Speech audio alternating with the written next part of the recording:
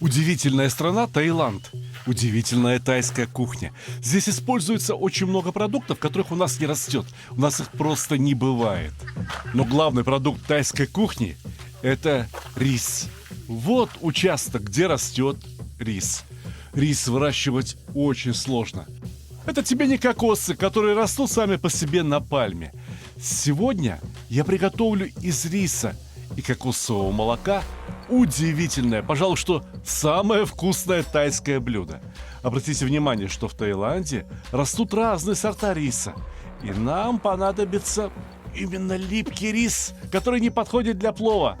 У риса очень жесткая оболочка. И в Таиланде используют силу девушки для того, чтобы обрушить рис, очистить его от этой самой оболочки. Но не везде используют вот такой станок. Кое-где используют вот такую мельницу. Как она устроена внутри, я так и не понял.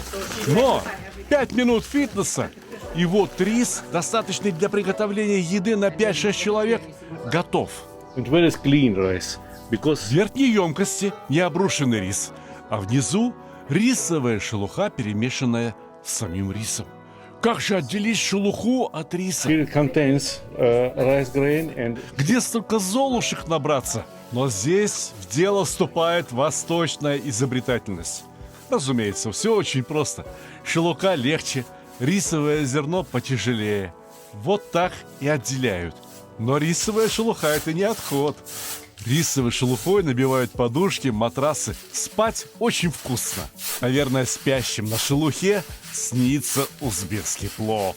Лоснящийся от жира, золотистая морковка с мясом, чесноком, перчиком. yes. And then you have to separate them by hand. А вот теперь без золушки точно не обойтись. Как перебрать рис, как убрать дробленый? Because half of them are broken. Но и дробленый рис еще не отход. Из дробленного риса можно приготовить рисовую муку, а также рисовый крахмал, который понадобится сейчас, чтобы приготовить очень популярный тайский десерт. Starch. Salt. Salt. แล้วก็อันนี้เป็นแป้งมันค่ะพี่เจน So tapioca flour or tapioca starch.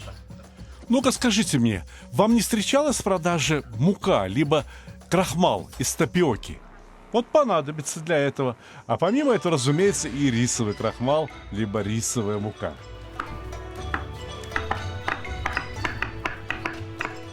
Но все начинается с банана. Your peels, banana peels. Оказывается, бананы надо не просто порезать, а еще и размять руками. В такую заготовку для теста. Да, это будет банановое тесто из тапиоки, из рисовой муки, кажется, еще из кокосового молока, из кокосовой стружки. Я не помню, добавляли ли яйцо, потому что мне не терпится рассказать вам другой рецепт, который мне так понравился в Таиланде, что мы просто перестали готовить другие десерты. Настолько это вкусно и гармонично. Но подождите, сначала надо закончить мастер-класс, на который нас пригласили. How much? Like a teaspoon. То, что мы готовим, это тоже десерт. И разумеется, раз это десерт, необходимо добавить сахар. Just a little bit of Not salt. too much. Конечно, банан тоже сладкий, но недостаточно сладкий для десерта. А кроме сахара, надо добавить еще и немного соли. She recommend that if you would like to put some more salt. Вот интересно, в некоторые горячие блюда, в супы, например, соль не добавляют, а в десерт добавляют. А еще кокосовая стружка, оказывается, бывает разной. Вот эти щепки от молодого кокоса, свежего, еще мягкого.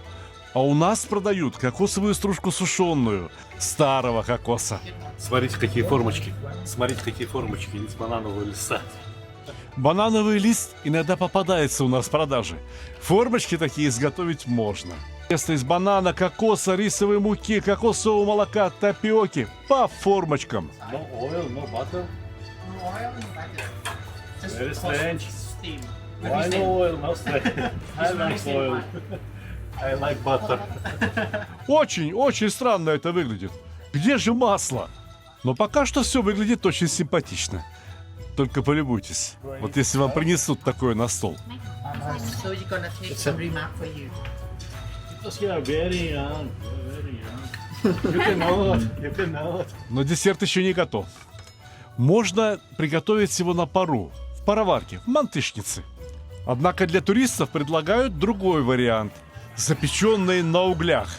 Как-то очень быстро тайцы разобрались, что нравится нашему народу. Я думаю, чтобы перепробовать все тайские блюда, понадобится несколько лет.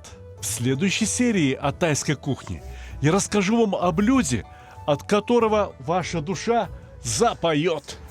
Why, Delilah? Вот я песню допою и покажу вам, Why, Delilah? что приготовить вашим девушкам на 8 марта. So I felt knife in my hand, I shall love him no more.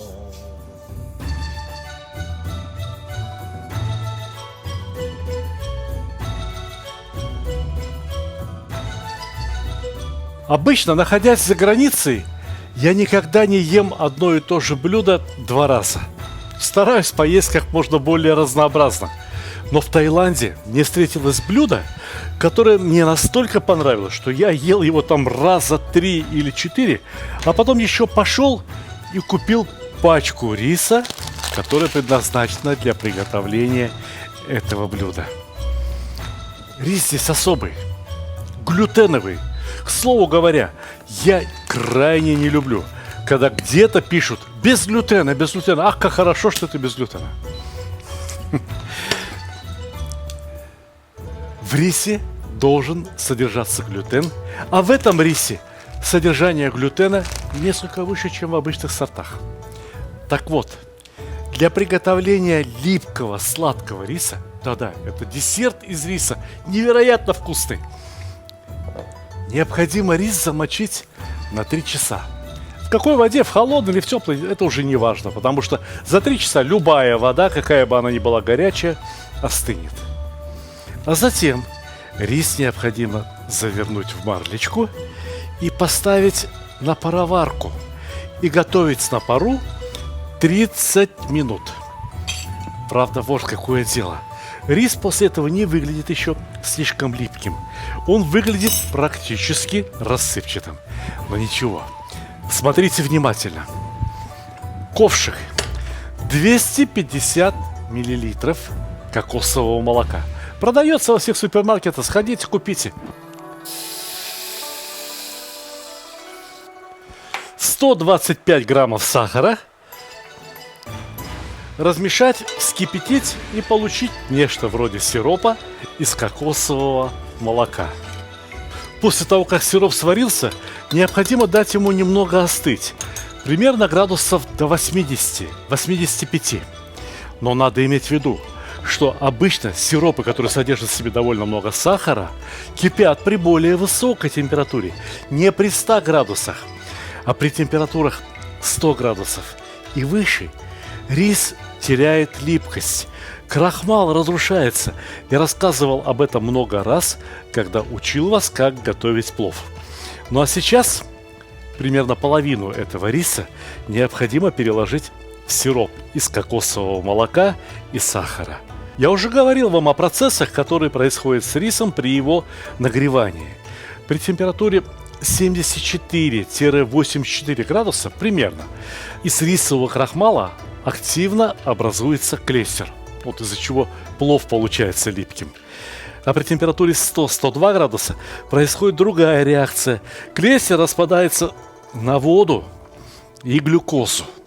Так вот, нам ни в коем случае нельзя допустить, чтобы клейстер, который уже начал образовываться в этом рисе, распался на воду и глюкозу. Наоборот. Сейчас здесь ровно такая температура, как надо. Можно накрыть и убрать в сторонку.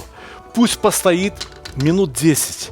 За эти 10 минут рис продолжит впитывать в себя влагу и станет еще более клейким. А куда же мы денем вот этот рис?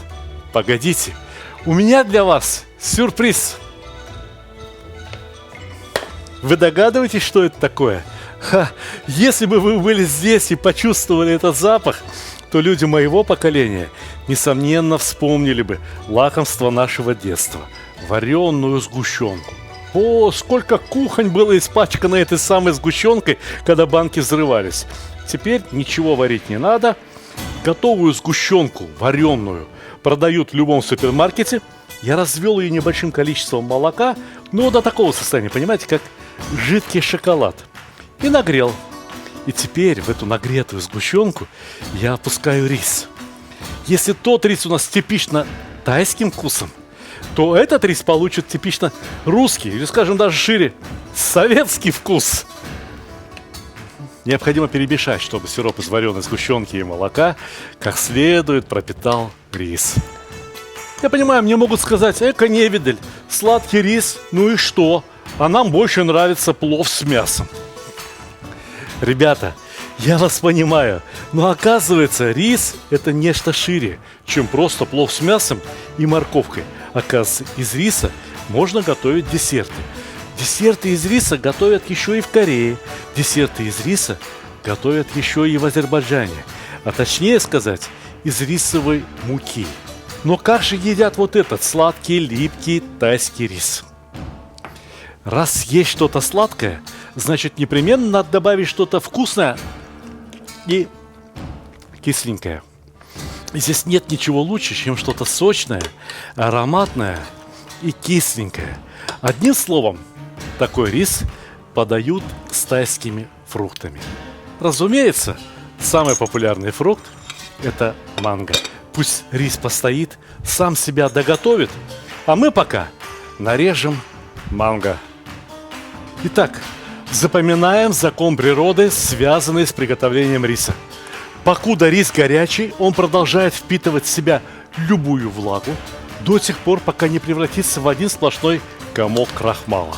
Что, в принципе, почти что уже и произошло с моей порцией липкого риса и кокосового молока. Вот это, я думаю, на двоих.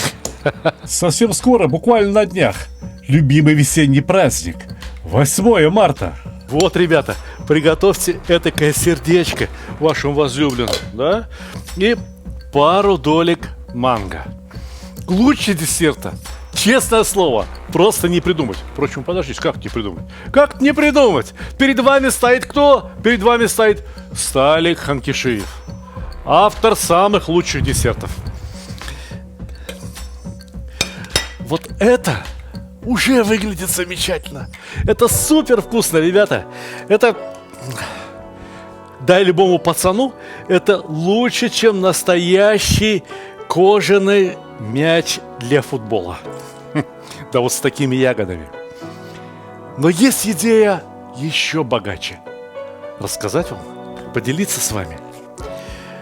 Значит, когда я начинал нагревать молоко, надо было бросить туда несколько кусочков от плитки шоколада, растворить в горячем молоке, а потом уже сверху сгущенкой. Вы знаете, как шоколадный рис, шоколадный плов. Алло, мои узбекские коллеги, дарю. А кто вам еще подарит такую идею? Плов с морковкой есть, плов с перцем, с чесноком есть. А вот плов шоколадный только у меня, Сталика Ханкишиева. Ну, может быть, еще у моих подписчиков, которым я, как всегда, желаю приятного аппетита!